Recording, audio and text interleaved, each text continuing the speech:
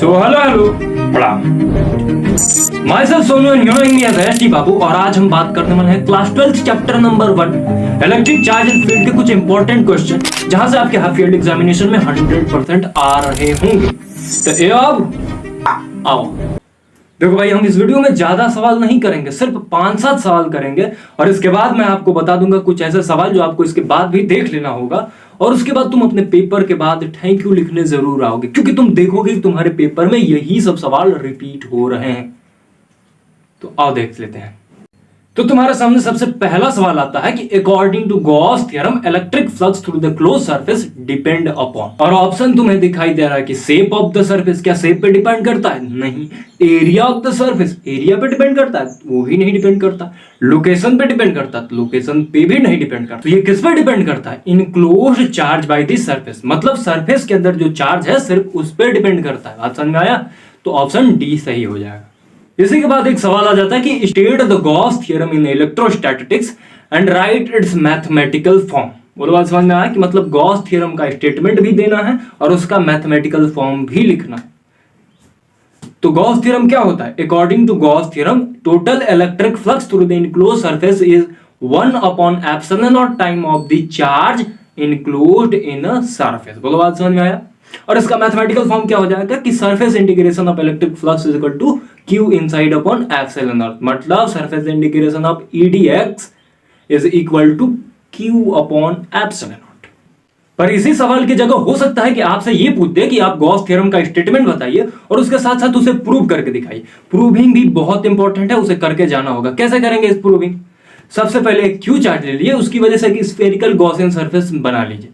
अब spherical Gaussian surface ले लेने से हमारा कैलकुलेशन थोड़ा आसान हो जाएगा, क्योंकि स्फेयर के बारे में हमें जानकारी है, उसका एरिया पता है, उसका रेडियस पता है। ठीक है, तो हम उस गॉसियन सरफेस पे एक एलिमेंट काट लेते हैं ds, वेक्टर फॉर्म में उसका आउटवर्ड निकलेगा और उसी डायरेक्शन में इस चार्ज की वजह से इलेक्ट्रिक फील्ड भी निकलेगी। बोलो, बात समझ में आया? ठीक है, और एक क्यू चार्ज की वजह से इलेक्ट्रिक फील्ड कितनी होती है? kq upon r²। ठीक है, तो इसे हम e की जगह पे रख देंगे और ds क्या है? उस स्फीयर का एरिया है। एरिया कितना होगा? 4πr²। मतलब अब फ्लक्स क्या हो गया? kq upon r² into 4πr², और k क्या है? 1/4πε0, यानी 4π से 4π खत्म और r² से r² खत्म। अब बच जाएगा q अपॉन एप्सिलॉन, तो हेंस प्रूव हो जाता है।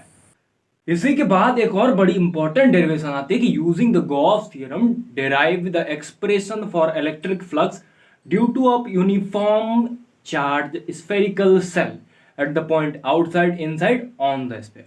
ये एक बहुत इंपॉर्टेंट है और इसमें का 2 डेरिवेशन है। स्फेरिकल सेल वाला 2 डेरिवेशन है।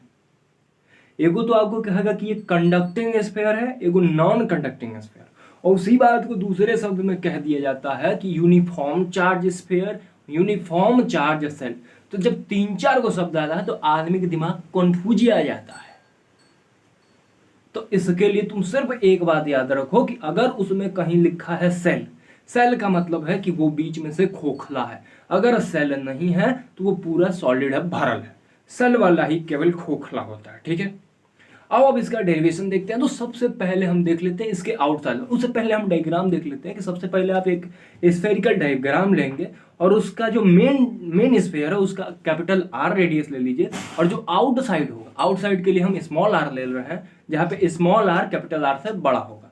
ठीक है, और उस स्फीयर पे हम dx लेंथ काट ले रहे हैं और उसी से एक इलेक्ट्रिक फील्ड भी जाएगी, और इलेक्ट्रिक फील्ड का और उसका एरिया वेक्टर का दोनों का डायरेक्शन सेम होगा। तो इसमें सबसे पहले हम डेरिवेशन करेंगे स्फीयर के आउटसाइड। इसका डायग्राम कैसे हो जाएगा? जो मेन स्फीयर है उसके बाहर हम स्मॉल r डिस्टेंस पे एक रेडियस बना लेंगे गॉसियन सरफेस के हिसाब से। तो वहां पे जो इलेक्ट्रिक फील्ड होगा और वहां पे जो dx एलिमेंट काटे हैं dx लेंथ वाला, उसका डायरेक्शन, वेक्टर डायरेक्शन और इलेक्ट्रिक फील्ड का डायरेक्शन दोनों सेम होगा। मतलब थीटा की वैल्यू 0 हो जाएगी, कॉस थीटा 1 आएगा। ओके, तो आउटसाइड में गॉसियन थ्योरम लगाते हैं। गॉस थ्योरम क्या कहता है कि इलेक्ट्रिक फ्लक्स का इंटीग्रेशन q अपॉन एप्सिलॉन के बराबर होगा। ठीक है, और इलेक्ट्रिक फील्ड पूरे सरफेस के लिए कांस्टेंट रहने वाला है, तो कांस्टेंट यूनिट बाहर बच गया आपका वेरिएबल ds, और ds क्या है? उसी स्फीयर का एरिया ही तो हो जाएगा। तो एक स्फीयर का एरिया क्या होता है? 4πr², तो इसे 4πr² डायरेक्ट धर दो तो इलेक्ट्रिक फील्ड इधर ही रह जाएगा और 4πr² उधर चला जाएगा, तो क्या हो जाएगा? q upon 4πr² epsilon not. तो इस स्फेयर के आउटसाइड इलेक्ट्रिक फील्ड कितनी आ गई, Q/4πr²ε0। और याद रखना है यहाँ पे आर कौन सा है, जो बाहर तक गया है, आउट वाला छोटा आर लिए हैं, तो यहाँ पे मिसप्रिंट से कैपिटल आर रखा गया है, वो स्मॉल आर है। ठीक है, आगे बढ़ जाते हैं हम लोग, ऑन द स्फेयर देख लेते हैं, मतलब स्फेयर के ऊपर ही इलेक्ट्रिक फील्ड क्या होगी। तो ये डेरिवेशन भी बिल्कुल उसी की तरह सेम जाएगी, थोड़ा सा लास्ट में अंतर आएगा। तो सबसे पहले गॉस थ्योरम लगाएंगे। गॉस थ्योरम के अनुसार क्या होता है कि surface integration of EDS equal to Q/ε0, और ई हमेशा कांस्टेंट रहेगा, तो ई बाहर आ गया, डीएस वेरिएबल है तो डीएस हम उसका रख देंगे एरिया 4πr²। अब ये 4πr² उधर चला जाएगा तो इलेक्ट्रिक फील्ड क्या आ जाएगी, Q/4πr²ε0।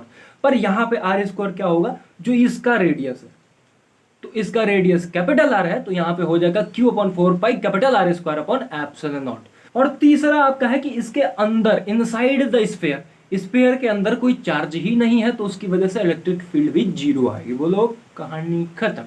और ये डेरिवेशन इंपॉर्टेंट तो है ही, लेकिन इसके साथ वो जो कंडक्टिंग स्फेयर वाला है उसे भी तुम कर लोगे। ठीक है, वो डेरिवेशन भी बिल्कुल इसी की तरह सेम है, लेकिन उसके अंदर भी इलेक्ट्रिक फील्ड बनता है, और उसे निकालने के लिए हम चार्ज डेंसिटी वाला फॉर्मूला लगाते हैं, मतलब चार्ज डेंसिटी लगा के चार्ज की वैल्यू रख के उसके अंदर वाला भी निकालते हैं, तो उसे भी तुम देख लेना। ठीक है, अब इसी के बाद एक रंगदार सवाल दिखाई दे रहा है कि what is the electric dipole and define the dipole moment. अच्छा, ये तुम्हारे स्कूल में भी दिखाई दिया होगा। डाइपोल और डाइपोल मोमेंट दोनों अलग अलग होता है, और इसका डिफिनेशन में इससे पहले भी बताया था कि ये इंपॉर्टेंट है, मतलब तुम इसे रट जाओ भाई, रट जाओ। तो देखिए, इलेक्ट्रिक डाइपोल क्या होता है, जब हम एक प्लस और एक माइनस चार्ज को बहुत कम दूरी पर रख देते हैं, इस वाले अरेंजमेंट को कहा जाता है इलेक्ट्रिक डाइपोल। और उस डाइपोल की वजह से जो स्ट्रेंथ मिलती है, मतलब इस डाइपोल की स्ट्रेंथ को कहा जाता है इलेक्ट्रिक डाइपोल मोमेंट। बोल, बात समझ में आया? मतलब डाइपोल की स्ट्रेंथ को डाइपोल मोमेंट, और डाइपोल क्या होता है कि दो charge equal and opposite charge को सर्टेन दूरी पे, बहुत कम दूरी पे रख देंगे, तो उस अरेंजमेंट को कहा जाता है electric dipole. So electric dipole, when we place the two equal and opposite charge very closer, that is known as electric dipole, and the strength of dipole is known as dipole moment. Okay? अब इस electric dipole की वजह से भी electric field तुमसे पूछा जा सकता है, तो इस पे डेरिवेशन है दो ठे। तो एक सवाल है कि right the expression for electric field at the point on the axial line of an electric dipole. ठीक है, मतलब डाइपोल को आप एक्स एक्सिस में रख दिए एक्सियल लाइन पे, और उसकी वजह से एक पी पॉइंट पे, इसकी वजह से, डाइपोल की वजह से तुम्हें इलेक्ट्रिक फील्ड कैलकुलेट करना है। बहुत आसान है, डेरिवेशन इंपॉर्टेंट भी है, आपकी बोर्ड में कई बार रिपीट हुआ है। लेकिन यही नहीं इंपॉर्टेंट है, इसके साथ एक इक्वेटोरियल वाला होता है, तो आपसे इक्वेटोरियल भी पूछ सकता है और एक्सियल वाला भी पूछ सकता है, तो दोनों हम डेरिवेशन कराएंगे। तो इस डाइपोल की वजह से एक्सियल पॉइंट पे हम डेरिवेशन करते हैं।